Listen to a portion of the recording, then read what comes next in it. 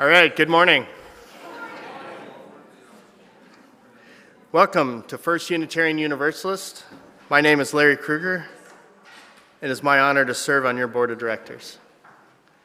For those of you who are new to us and members and friends who are tuning in from near and far, welcome. We are grateful to be able to connect with you today.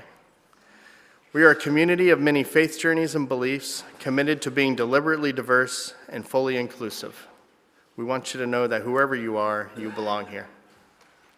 We are a community that is resilient and committed to healing, does the work that needs to be done, and commits to maintaining and establishing our relationships. Although we have struggled, we have often succeeded in the mission to seek wisdom, build beloved community, and strive for justice in the Richmond area. Let us continue to stand with the side of love. For more information on First UU, please visit our website at richmonduu.org, subscribe to our YouTube channel for past services, and log into services 5 to 10 minutes early, and you catch the preceding announcements. We also invite you to join for the coffee service between the 9 a.m. and 11 a.m. services in our President's Hall on that end of the church. So just a quick reminder, gallery This is the 56th gallery, is going to be occurring soon. We will be doing setup starting this week. There's a lot of prep going on right now. So this is just a reminder that there will not be meetings in the building while gallery is being set up and using a lot of the spaces. So if you have questions on that, please see Margaret in the at the front desk, and she can help with any questions that you might have on that. We also have many volunteer opportunities, so there's a table out in the hallway to sign up if you're interested. And the gallery will start on October 25th and runs through the 29th. So thank you for being with us today. May this be a comforting, centering, and restorative moment for you.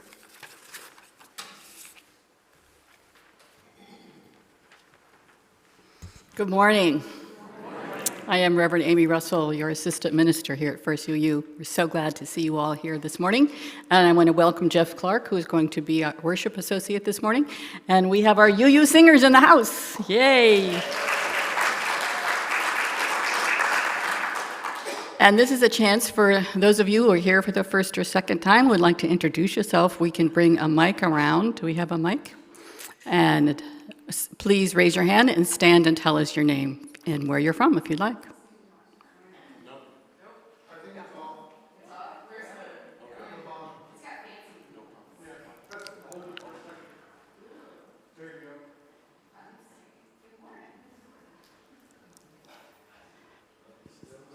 Not on? 1, 2.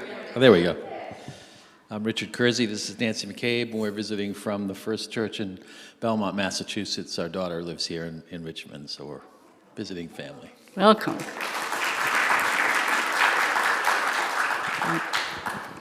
Hi, my name is Ellen Waring. I'm visiting my mom, Susie Waring, and I'm very excited to be here. Welcome. In the back. Okay. I'm Courtney Howarth. I'm a lifelong Richmonder, and I've been here once before a really long time ago. So. Welcome, Courtney.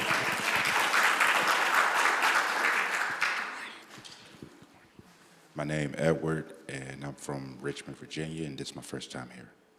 Welcome, Edward.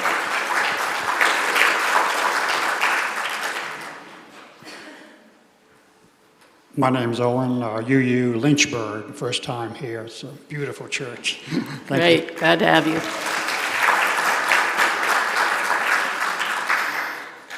Okay, thank you, Jamie. So this is a moment if you'd like to stand and say hello to your neighbors for a second.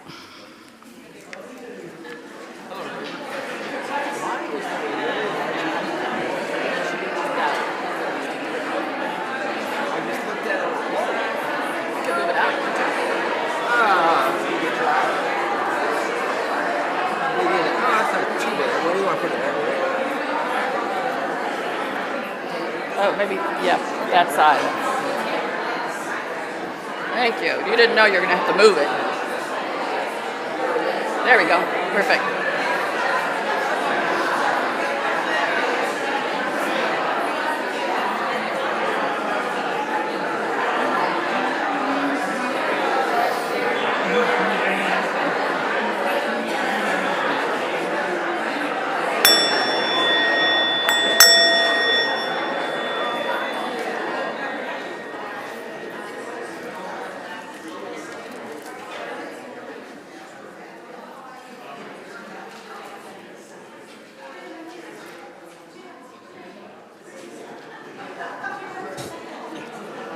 Yay. Okay. Good morning, everybody.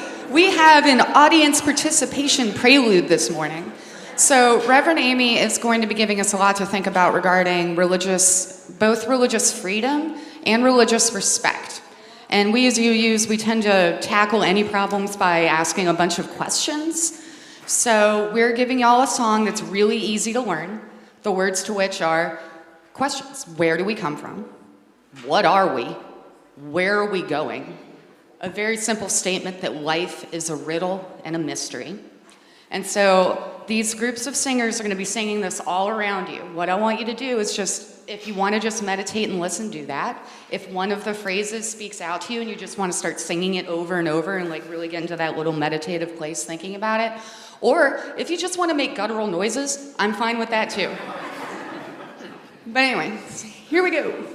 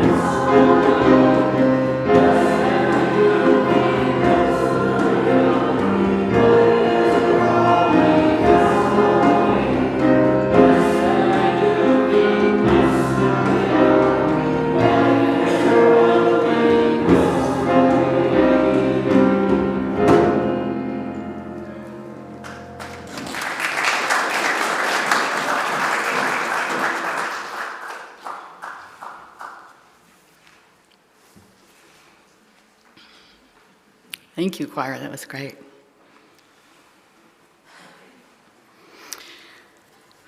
So, first of all, I want to make an announcement about a very important series that we offer, which is called Living the Pledge. And I want to ask, this is our anti-racism workshop. How many of you have taken Living the Pledge? Please stand up. Wow, a lot of you have taken Living the Pledge. Thank you. You can sit down. So if you haven't taken Living the Pledge, I want to recommend that it's so important to what we're doing today in today's society. It teaches us things that we need to know and allows us to practice things like speaking out about a microaggression.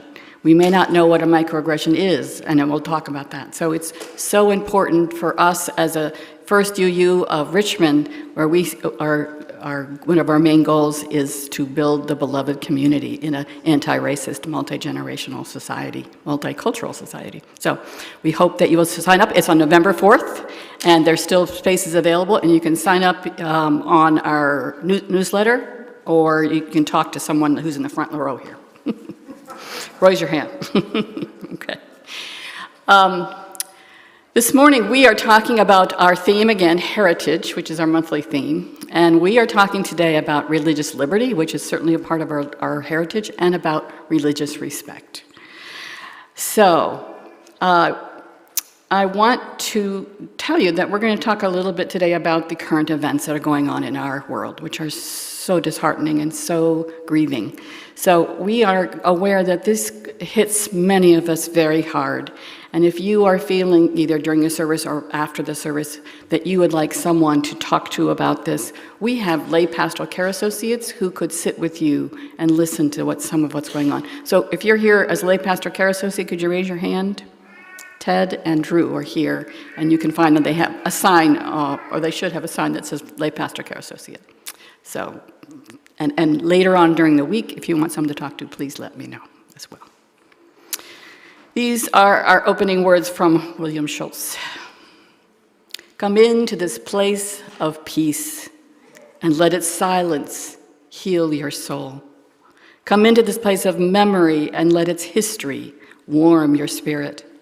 Come into this place of prophecy and power and let its vision change your heart.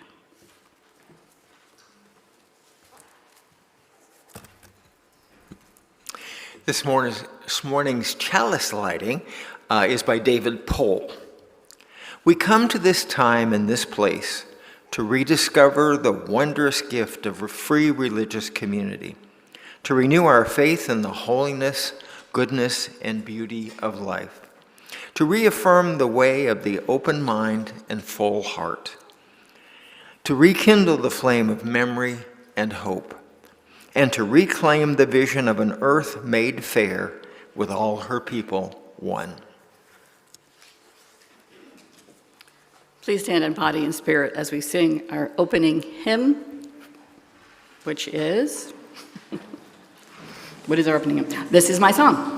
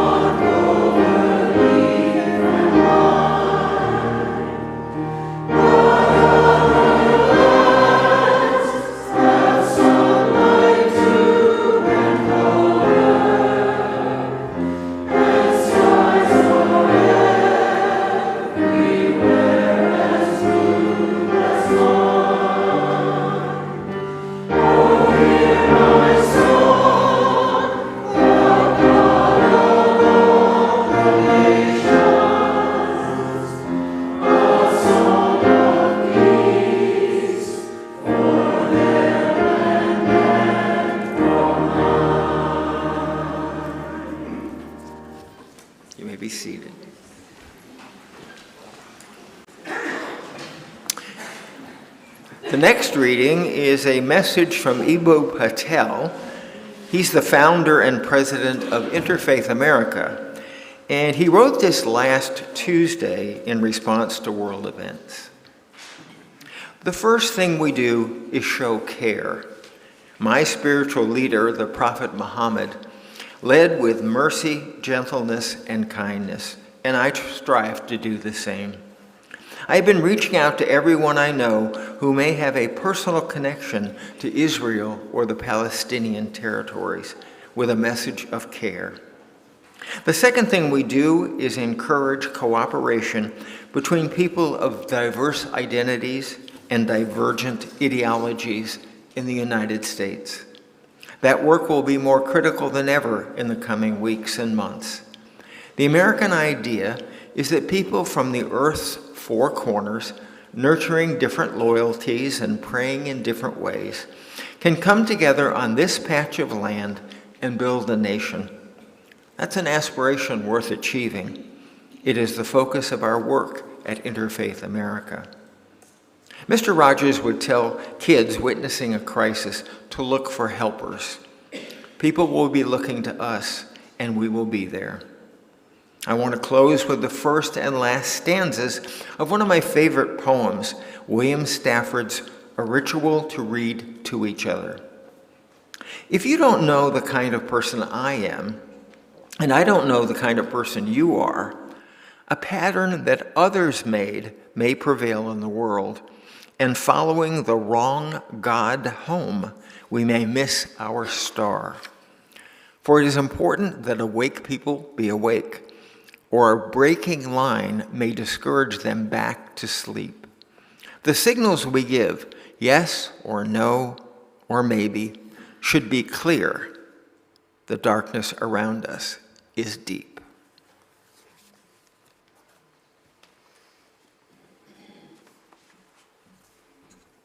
This morning, we are going to introduce the Executive Director of Reestablish Richmond, our Share the Plate organization.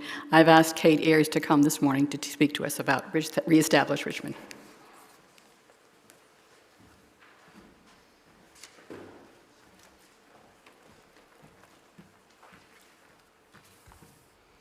Thank you, Amy, and thank you, Unitarian Church, for having me.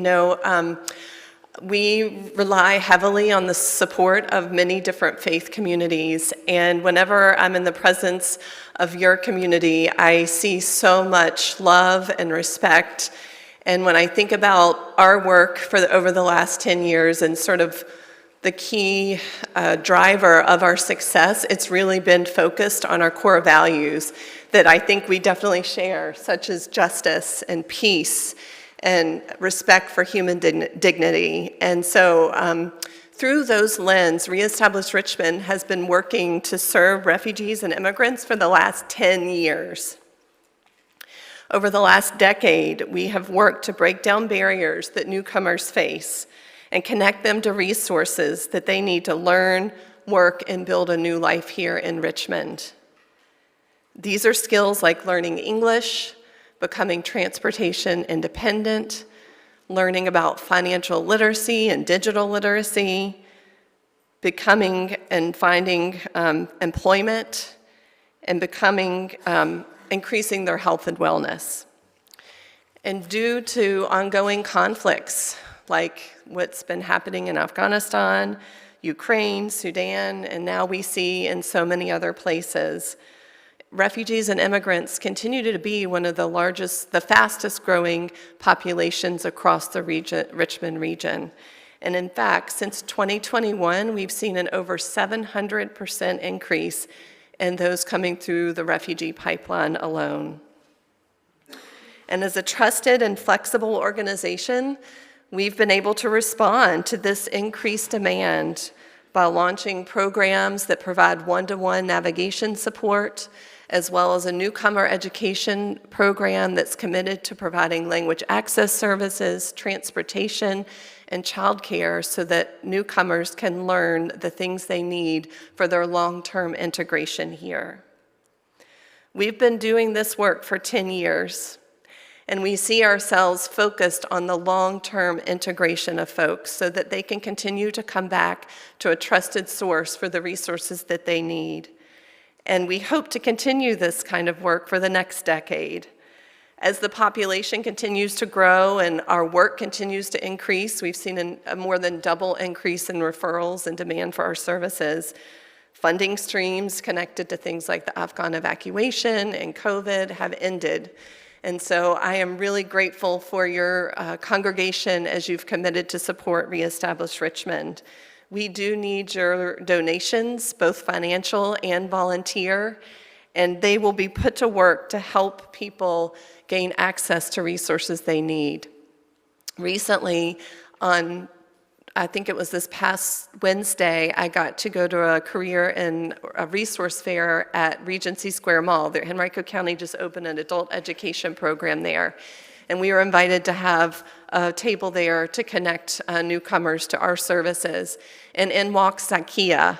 And Zakia is a young woman from Afghanistan who arrived here with her husband who served the US military as an interpreter. And they've been here about 8 years now. And when I first met Zakia, she spoke very little English. and she had never even imagined learning how to drive, much less actually getting a license in a car. And through the last 8 years, Reestablish Richmond has been a stabilizing force in her life in terms of places to come get resources. We helped her learn how to ride the public transit. Then we helped her study for her learner's permit test in her first language, which is Dari. We connected her to driving lessons. She took our sewing class. And she walked in our door recently to this event because she was seeking connections to a nursing program. She said, I'm ready to start my career. And so when you see that, the importance of having sort of a long-term support, it really, it makes my job the reason why I'm still here after 10 years. So thank you for your support. I do have to step out after Amy's sermon, but please visit us on our website. All the information you need to donate and to volunteer is right there, and Amy can connect you, make a direct connection as well if you'd like to talk more. Thank you so much.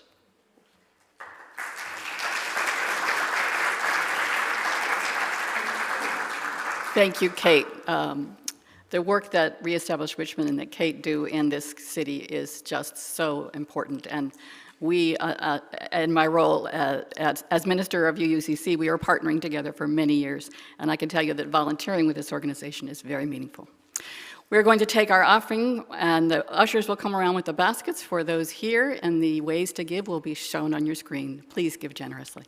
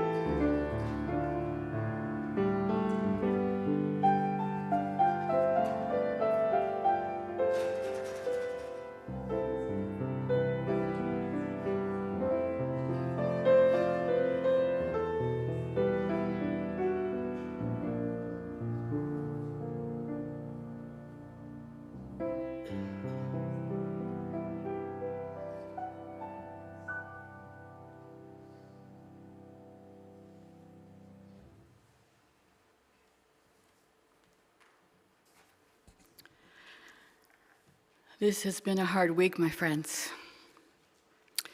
Our dear friend, Duke Pearson, passed away this week, and we are grieving.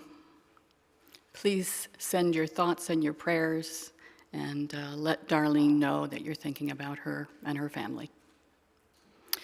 Let's take a moment in prayer and reflection to think about all of those who are hurting and grieving this week.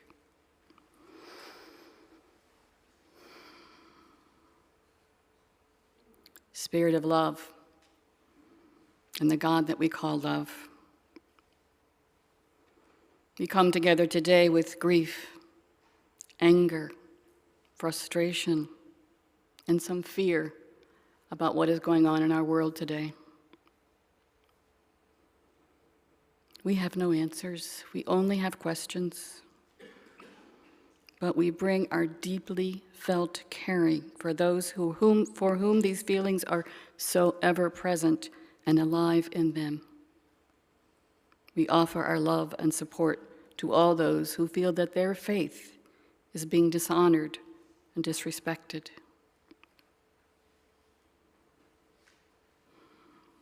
We pray that we can learn how to offer religious respect to all those with different faiths from ours.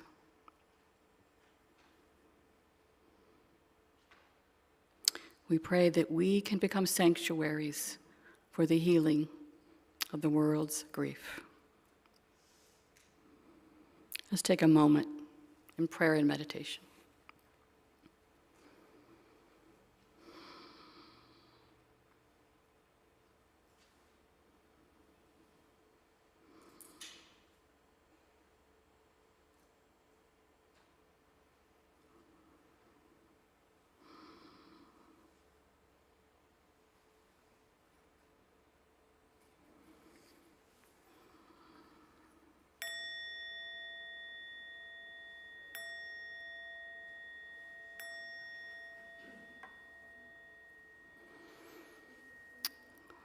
We're going to sing a song that is a prayer, and Hayat Bain is going to help us with that song. Do we have a microphone?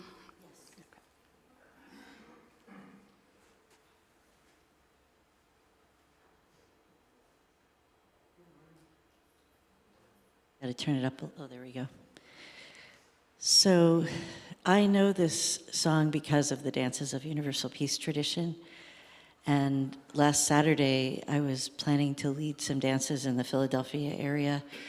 And I woke up and heard about what happened in Israel.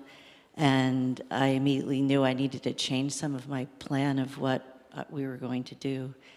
And so I started looking for songs and dances that related to Arabic and Islam, as well as Hebrew and the Jewish religion, Judaism.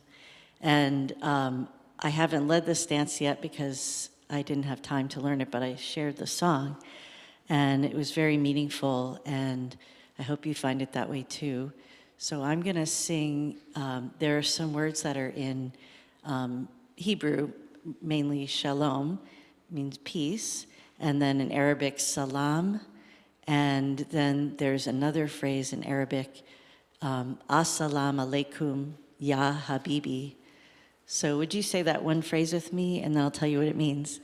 Assalamu alaikum ya habibi. So you'll see the words, and there are 2 screens that have the words on them. And we're gonna do the first screen. We're gonna sing, I'm gonna sing through it, and then you join me the second time. And then I'm gonna go and do the second part by myself, and then you're gonna join me. And then we'll do it as more of a meditation where I won't speak and we'll just be singing together. All right?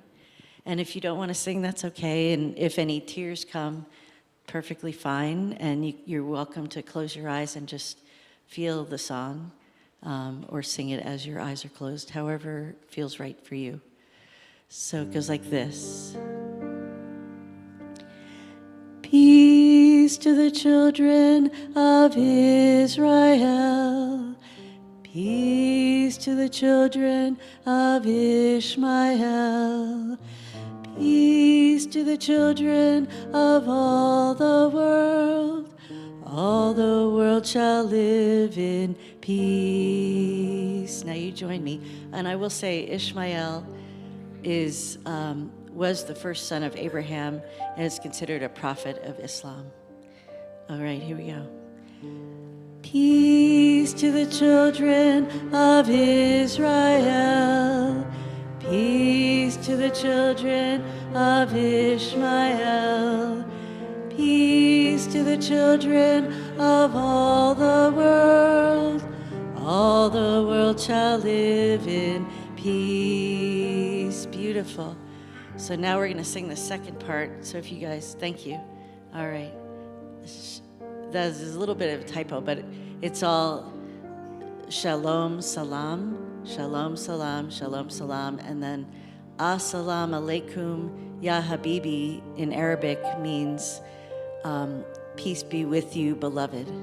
So habibi is beloved. So peace be with you, beloved. All right. Shalom, salam, shalom, salam,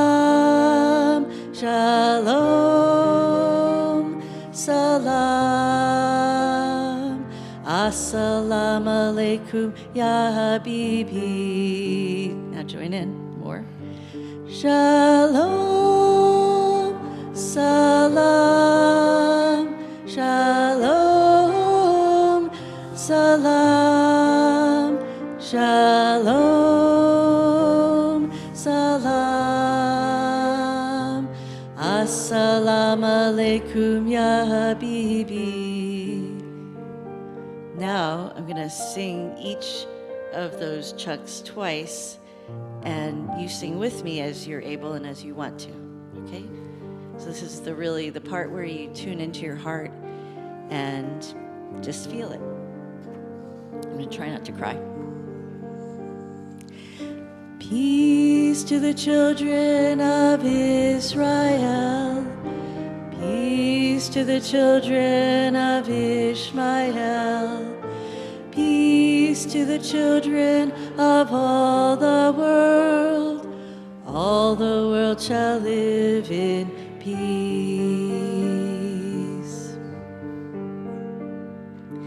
Peace to the children of Israel. Peace to the children of Ishmael. Peace to the children of all the world. All the world shall live in peace. Shalom, salam, shalom, salam, shalom, salam. Assalamu alaikum, Ya Habibi. Shalom, salam, shalom, salam, shalom, salam. Assalamu alaikum, Ya Habibi. One more time through the whole thing. Peace to the children of Israel.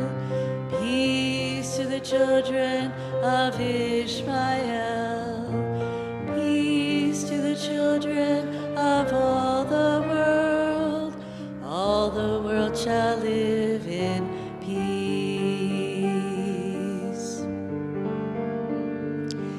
Peace to the children of Israel. Peace to the children of Ishmael. Peace to the children of all the world. All the world shall live in peace.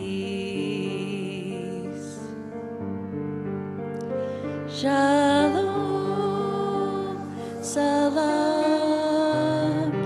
shalom, salam, shalom, salam.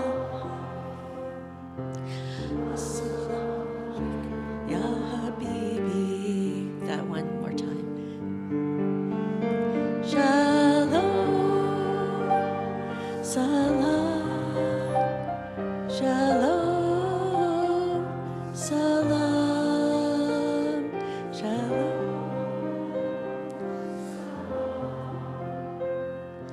Assalamu alaikum, Ya Habibi. And then just a moment of silence.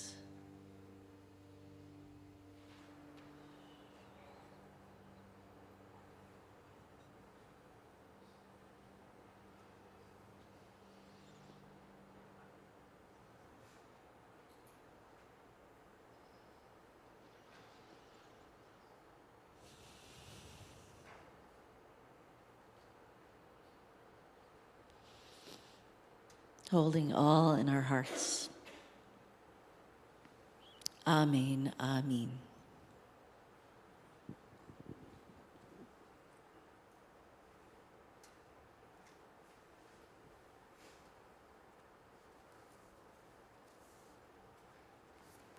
Thank you, Hyatt.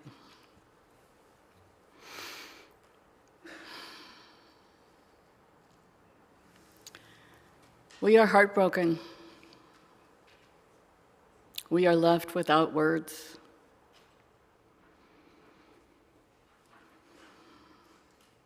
In the words of UUA President Sophia Bettencourt, how do we reconcile the cost of occupation and of war? How do we nuance two very real histories of oppression and violence? She asks us to pray for the people of Israel and the people of Palestine and for the leaders around the world who must respond to this. She says, I pray for Muslims and Jewish UUs who experience the impact of this long strife acutely. I pray for those of us less likely to know the trauma of unending brutality and harm will not turn away from the generational loss, from the devastating realities and their root causes, nor from the relentless tragedy of war and occupation. But she reminds us also to take care of ourselves.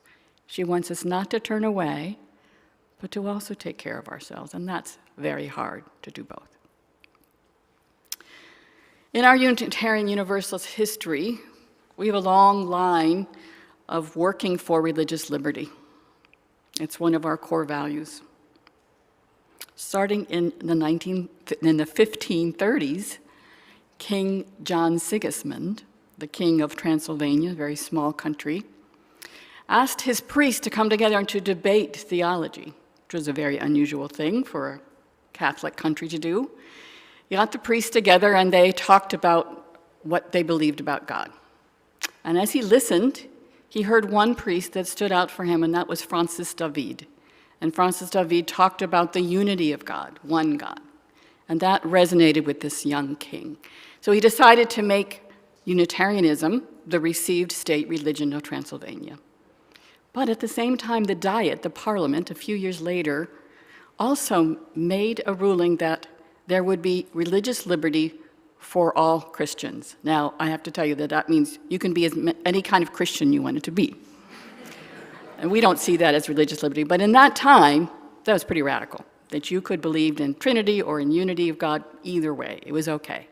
So that means that our faith was founded on this idea of religious liberty. So during the 17th century, the Puritans, who were feeling oppressed by the Church of England, left the Church of England to go live in Holland. And they then realized they needed to found their own country. They wanted their own country where they could have religious freedom. So they left and came to this country, to the New World. And they founded the settlements that we know as New England and Massachusetts. And they came for religious freedom. However, they did not grant religious freedom to other people. They had very strict dictates about how people had to live and believe in their own society. So while they believed in religious freedom for themselves, they did not grant that to others. But those churches who wanted to have freedom to see God in their own way was one of the beginning founding movements of our faith tradition. So our faith heritage has seeds of the idea of religious freedom throughout its history. Our American heritage also contains at its inception this novel idea of religious freedom. Many of our country's founding fathers introduced the idea of religious liberty into our Constitution and our First Amendment. Thomas Jefferson, the governor of the state of Virginia in 1776, when our country was declared independent, drafted the Virginia Statute of Religious Liberty, Freedom, which stated that there would be no established state religion and that no one could be forced to practice a religion not their own. So this no establishment clause ended up in our First Amendment because James Madison made sure that it was inscribed into our amendments. It was so important to those founding fathers. This new nation was a diverse one with people of many different faiths. And when I say many different faiths, they were mostly Christians. They were Presbyterians and Baptists and people of different Christian faiths. Religious freedom was necessary in order for this country to be successful and for people to get along. But for these forebears, it was also absolutely imperative that religious persecution was outlawed, because religious persecution had been going on from the beginning when all these different faiths came together. So that is why they wanted to see a difference in the country they were founding, and that's why they created this no establishment clause. But despite that, despite the fact that our country was founded on religious freedom, we continue to see religious beliefs embedded within some laws, especially some state laws. We, in the last few years, are seeing more and more state laws that outlaw abortion, which is founded on a Christian belief against abortion. We have seen those laws trample the rights of LGBTQ people.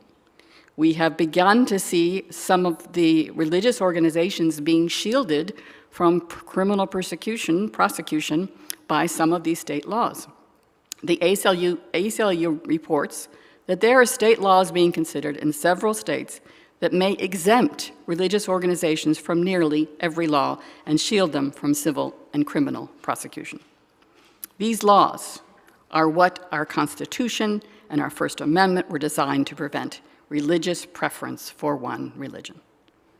These state laws are trampling over that religious freedom. So, our nation's heritage is one of religious freedom. Our faith's heritage is one of religious freedom. The religious diversity found within our nation from its beginning are what made religious pluralism a core value. In fact, we have seen in our new 7 core values pluralism as one of them. And that makes sense, because when you think of our principles, the inherent worth and dignity of every individual and the acceptance of one another and and encouragement towards spiritual growth lends itself to that idea of pluralism.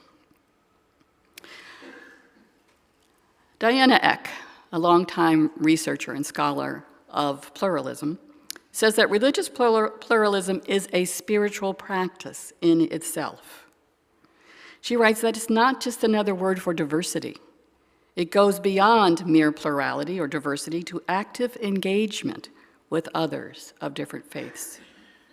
Another comparative religion scholar, Stephen Prothero, author of God Is Not One, writes about the need when comparing religions to not overgeneralize about them in order to find commonalities. We see this a lot of times in interfaith conversations. Often someone will say, and we all worship the same God. And I know many of us cringe when we hear that, because there are many faith traditions that do not see God as their worldview. So Prothero states that the major world religions are based on different and irreconcilable assumptions. They may all contain something like the Golden Rule. We do see that throughout most faiths. But he says that ethics is not the main goal of most faiths, despite that. He points to the practice of some religious scholars of simplifying faith traditions to find those commonalities, like Houston Smith comparing religions by asking the question, what kind of God do we believe in? Prothero emphasizes the need to understand the underlying worldview of a faith before we even start asking questions. We can't even ask an educated question unless we really understand the worldview. Many faith traditions, such as Buddhism and Jainism, see their spiritual practice as the most important element, not their belief. So we must understand the differences and uniqueness of each faith if we're going to be partners or friends with people of that faith.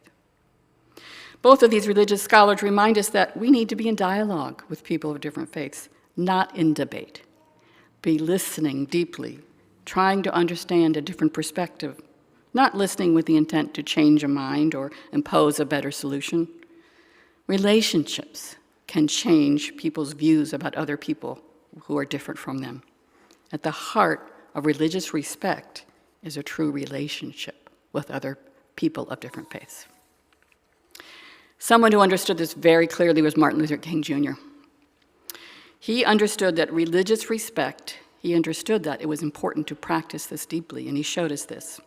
In his seminary studies, he first was introduced to the Hindu concept of Satgraha, which means love force. Don't you love that? Love force. And this came from the teachings of Mahatma Gandhi.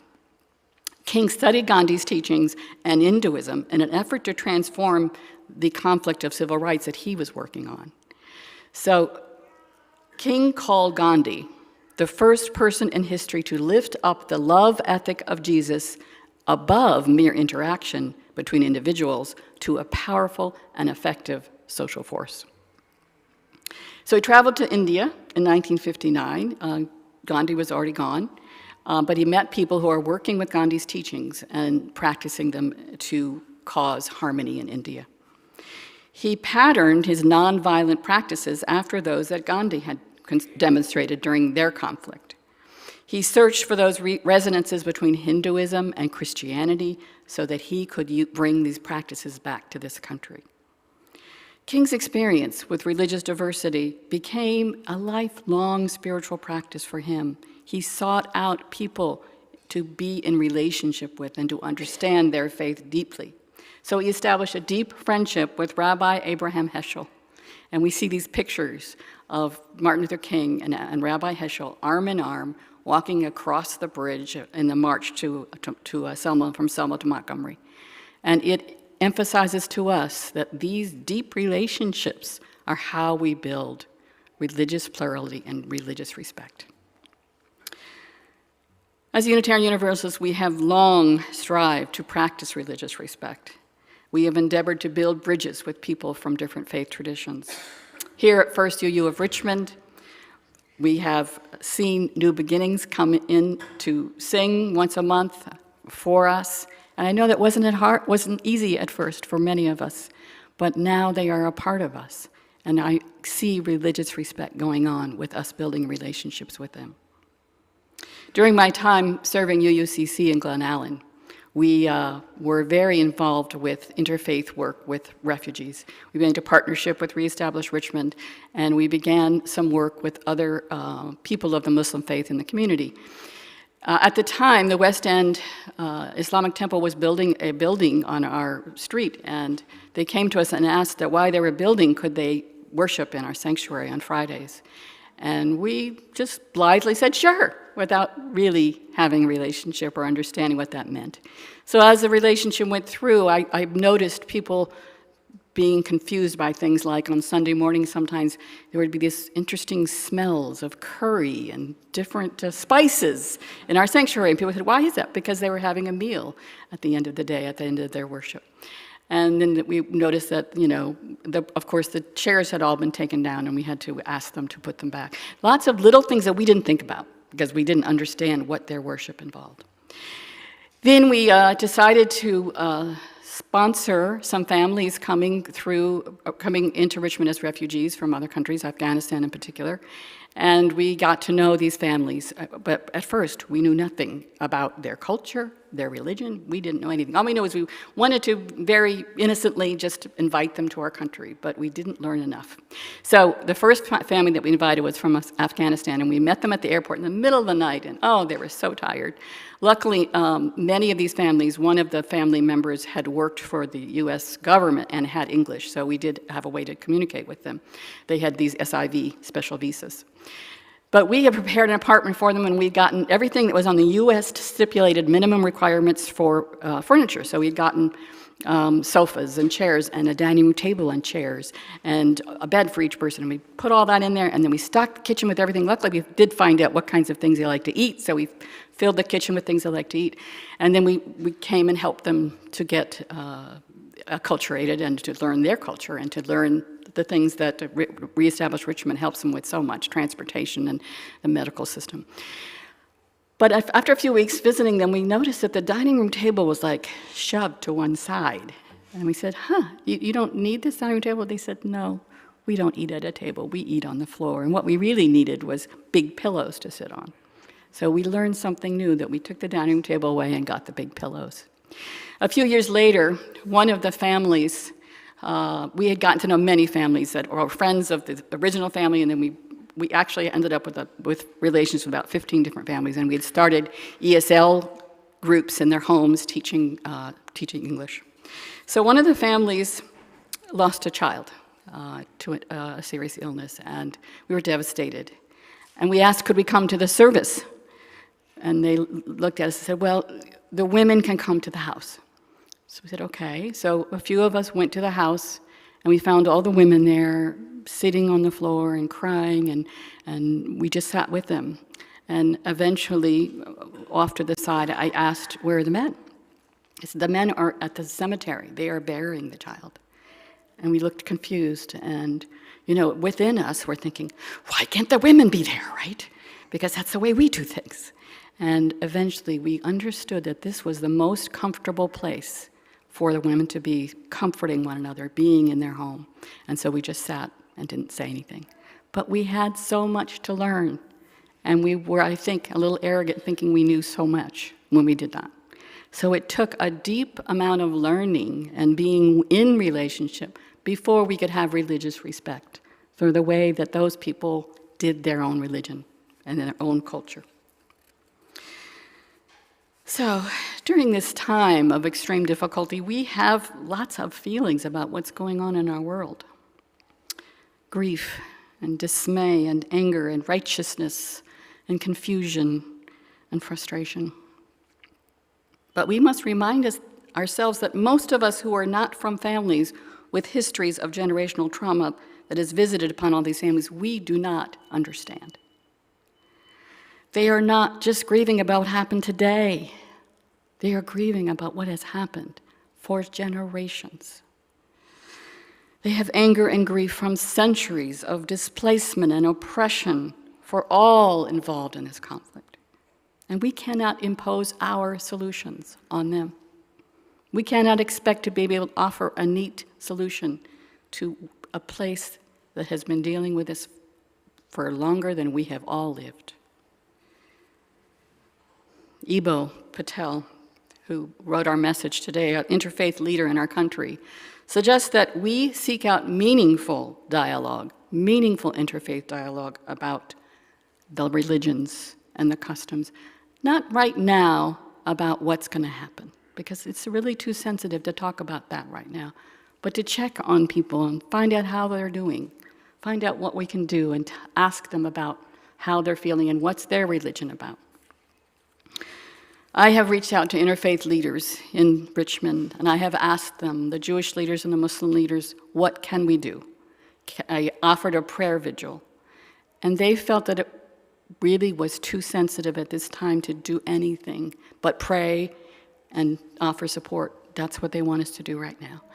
There's too much anger and grief going on to even have a meeting with everyone there. But we will listen to their leadership. It will be up to them to decide what we do next. So what can we do? We can grieve with the people who are affected. We can reach out to those families we know might be feeling something about this. We can listen deeply. We can learn more about both faith traditions. We can seek to understand the complexities of the culture that change how the religion is used in that culture. As President Betancourt suggests, we can pray in whatever way that we pray, whether that is loving thoughts, strong positive energy, offering support. That's a prayer. All of those things are prayers. But always remembering that supporting religious freedom means religious respect.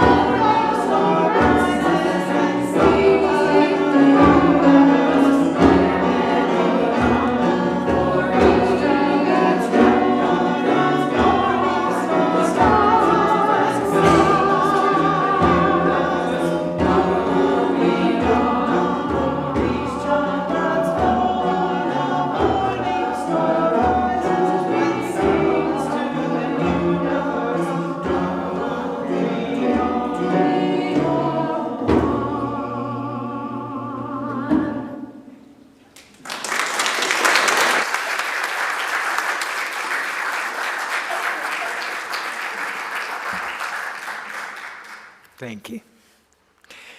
We will extinguish our chalice today with a reading from Elizabeth Jones.